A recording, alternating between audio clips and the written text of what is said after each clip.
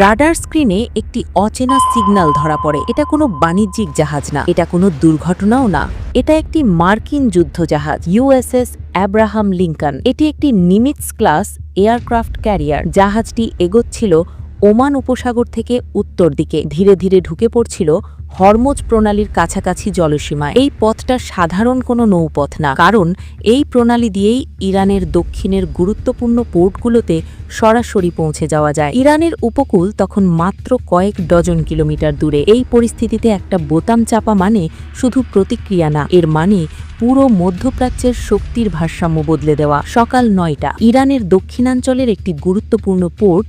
জাহাজ আসছে, যাচ্ছে, কার্গো আনলোড হচ্ছে, সবকিছু ছিল স্বাভাবিক, কিন্তু কন্ট্রোল রুমে পরিস্থিতি ছিল একেবারে ভিন্ন। রাডারে প্রথমে ধরা পড়ে একটি ছোট নৌযান, দেখতে মাছ ধরার ট্রলারের মতো। প্রথমে কেউ গুরুত্ব দেয়নি, কিন্তু কয়েক মিনিট পর একজন অভিজ্ঞ রাডার অফিসার লক্ষ্য করেন এই এলাকায় মাছ ধরার অনুমতি নেই। তাহলে এই নৌযান এখানে কেন? নৌযানটি তখন পোর্ট থেকে প্রায় ১২ কিলোমিটার দূরে, খুব কাছেও না আবার খুব দূরেও না। ঠিক তখনই রাডারে আরেকটি অস্বাভাবিক সিগন্যাল দেখা যায়। আকাশে প্রায় ৩ কিলোমিটার উচ্চতায় দুটি ছোট উড়ন্ত অবজেক্ট। প্রথমে দেখতে খেলনা কোনো ড্রোনের মতো মনে হচ্ছিল, কিন্তু এমন একটি সংবেদনশীল এলাকায় খেলনা ড্রোন ওড়ার প্রশ্নই আসে না। সবকিছু স্বাভাবিক মনে হচ্ছিল, কিন্তু ঠিক এই মুহূর্তেই পরিস্থিতি বদলে যায়। দ্রুত রিপোর্ট পাঠানো হয় ঊর্ধ্বতন কর্তৃপক্ষের কাছে। সেখান থেকেই আসে চূড়ান্ত সিদ্ধান্ত, আমাদের এয়ার রেসপন্স প্রয়োজন। ইরানের বুশেহের এয়ারবেস থেকে দুটি যুদ্ধবিমান উড়াল দেয়। এগুলো ছিল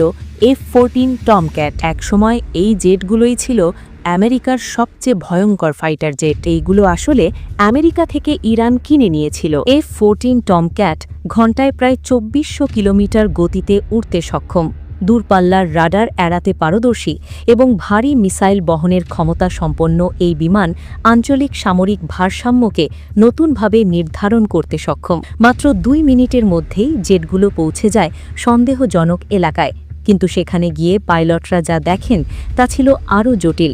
যেখানে সাধারণত ড্রোন থাকার কথা, কিন্তু সেখানে মোতায়েন করা হয়েছে দুটি অত্যাধুনিক যুদ্ধবিমান। বিশ্লেষকদের ধারণা এগুলো ছিল F-6 টাইপের ফাইটার জেট, যা সংশ্লিষ্ট অঞ্চলে উত্তেজনা ও শক্তির বার্তা স্পষ্ট করে তুলছে। এখন সমস্যা হলো, এই ধরনের ফাইটার জেট একাধিক দেশের কাছে আছে। এইগুলো কোন দেশের তা নিশ্চিত করা সম্ভব নয়। ইরানের যুদ্ধবিমান কাছাকাছি গেলেও ওগুলো কোনো প্রতিক্রিয়া দেখায়নি। এই অবস্থায় সরাসরি সংঘর্ষে যাওয়া মানে অপ্রয়োজনীয় ঝুঁকি। তাই ইরানের জেটগুলো পিছু হটার সিদ্ধান্ত নেয়। কিন্তু হেডকোয়ার্টারে অবস্থা তখন আরও সিরিয়াস। নিজেদের আকাশসীমার নিকটে অচেনা যুদ্ধবিমানকে কোনোভাবেই নিরাপদ হিসাবে বিবেচনা করা হয় না। তৎক্ষণাৎ ইরান সক্রিয় করে তাদের সম্পূর্ণ এয়ার ডিফেন্স নেটওয়ার্ক। সন্দেহজনক লক্ষ্যবস্তুর ওপর রাডার লক করা হয় এবং সঙ্গে সঙ্গেই উৎক্ষেপণ করা হয় উচ্চ গতির সারফেস টু এয়ার মিসাইল, যেগুলোর গতি শব্দের চেয়ে কয়েক গুণ দ্রুত। এই মিসাইল ১৫০ কিলোমিটার দূরত্ব পর্যন্ত নিখুঁতভাবে আঘাত হানতে সক্ষম। মিসাইল লঞ্চের মাত্র কয়েক সেকেন্ডের মধ্যে আকাশে থাকা যুদ্ধবিমানগুলো দিক পরিবর্তন করে এবং দ্রুত আন্তর্জাতিক আকাশসীমার দিকে সরে যায়। পরিস্থিতি একেবারেই টেন্স, যা আঞ্চলিক সামরিক সতর্কতার জন্য প্রায় শঙ্কাজনক সংকেত হিসাবে দেখা হচ্ছে। একই সময় সমুদ্রে থাকা ইউএসএস এব্রাহাম লিঙ্কনও পরিস্থিতি বুঝতে পারে। জাহাজটি দ্রুত গতি বাড়িয়ে আন্তর্জাতিক জলসীমার দিকে সরে যায়। ইরানের হাতে তখন আরও অনেক অপশন ছিল, কামিকাজি ড্রোন, দীর্ঘ পাল্লার মিসাইল, নৌ আক্রমণ ইউনিট, কিন্তু তারা সেগুলো ব্যবহার করেনি। শেষ মুহূর্তে